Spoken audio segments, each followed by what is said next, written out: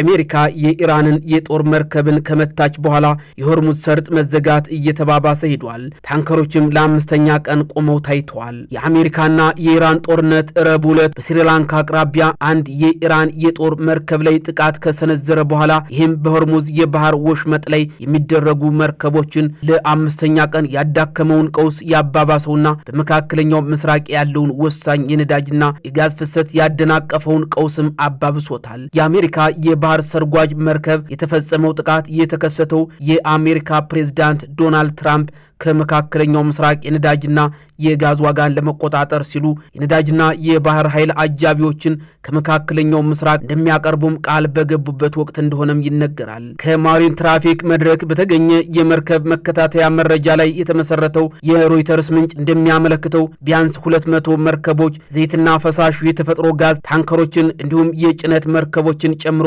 ኢራቅን፣ ሳውዲ አረቢያንና ኳታርን ጨምሮ በዋና ዋና የባህረ ሰላጤ አምራቾች የባህር ዳርቻ ላይ ክፍት ውሃዎች ላይ ቆመው ቆይተዋልም ተብሏል። በመቶዎች የሚቆጠሩ ሌሎች መርከቦችም ከሆርሙዝ ውጭ ወደቦች መድረስ ባለመቻላቸው ቀርተዋል ሲልም የማጓጓዣ መረጃ ያሳያል። የውሃ መንገዱ ለዓለም 1/5 የሚሆነውን የነዳጅና የሊግ አቅርቦት የሚውል ቁልፍ የደም ስር እንደሆነም ተነግሯል። የማልታ ባንዲራ የያዘችው የሳፊን ፕሬስቲጅ መርከብ ቀደም ሲል ወደ ሆርሙዝ የባህር ወሽመጥ ሰሜናዊ ጫፍ ሲጓዝ በተደረገ ጥቃት ሰራተኞቹ መርከቡን ጥለው እንዲሄዱ እንዳደረጋቸውም የመርከብ ምንጮችም ተናግረዋል። ኳታርም የነዳጅ ውጽዋቷንም አቁማለች ተብሏል። ኢራቅም የነዳጅ ምርቷን ቀንሳለች። ምክንያቱም ሁለቱ የነዳጅና የጋዝ ማከማቻዎች በማለቁ ምክንያት በታንከር ውስጥ ማስገባት አልተቻላቸውም ነው የተባለው።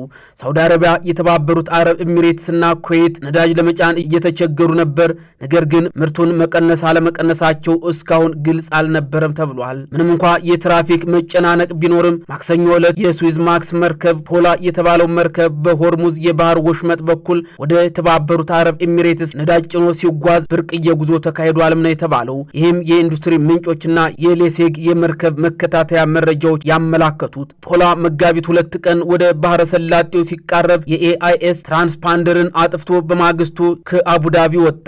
ትራምፕ ማክሰኞ ዕለት የአሜሪካ ዓለም አቀፍ የልማት ፋይናንስ ኮርፖሬሽን በባህረ ሰላጤው የባህር ንግድ ላይ የፖለቲካ ስጋት የሚፈጥር ኢንሹራንስና ፋይናንስ ዋስትና እንዲያቀርብ መመሪያ መስጠታቸውንም ተናግረዋል። ምንም ይሁን ምን ዩናይትድ ስቴትስ ለዓለም የኃይል ፍሰትን በነጻነት ታረጋግጣለች ሲልም በማህበራዊ ሚዲያ ላይም ጽፏል። የነዳጅ ዋጋ ረቡዕ ዕለት ቀነሰ። ቅዳሜ ዕለት ጦርነቱ ከጀመረበት ጊዜ ጀምሮ ለአራተኛው ቀን ከፍ ብሏልና 12% ጨምሯል። የአሜሪካ እስራኤል በኢራን ላይ የተሰነዘረው ጥቃት የመካከለኛው ምስራቅ አቅርቦትን ስላስተጓጎለ የጨመረው ፍጥነት ካለፉት ክፍለ ጊዜያት ጋር ሲነጻጸር ቀንሷልም ተብሏል። ረቡዕ ዕለት ጎልድማን ሳችስ በሁለተኛው ሩብ ዓመት የብሬንት ድፍድፍ ነዳጅ ትንበያውን በአንድ በርሜል ከ10 እስከ $76 አሳድጓል። እንዲሁም የዋይቲ ትንበያውን በአንድ በርሜል ከ$9 ወደ $71 ማሳድጓል። ባንኩ በሆርሙዝ የባህር ወሽመጥ በኩልም የሚካሄደውን የነዳጅና የጋዝ ኤክስፖርት ከተጠበቀው በላይ መስተጓጎልና በነዳጅ ማምረቻ ተቋማት ላይ የሚደርሰው ጉዳት አደጋ እንደሆነ እንደሚያሳይም ተናግሯል። በተጨማሪም በሆርሙዝ በኩል የሚፈሰው ዝቅተኛ የነዳጅ ፍሰት በመጋቢት ወር ውስጥ በኦኢሲዲ ክምችትና በመካከለኛው ምስራቅ ምርት ላይ ከፍተኛ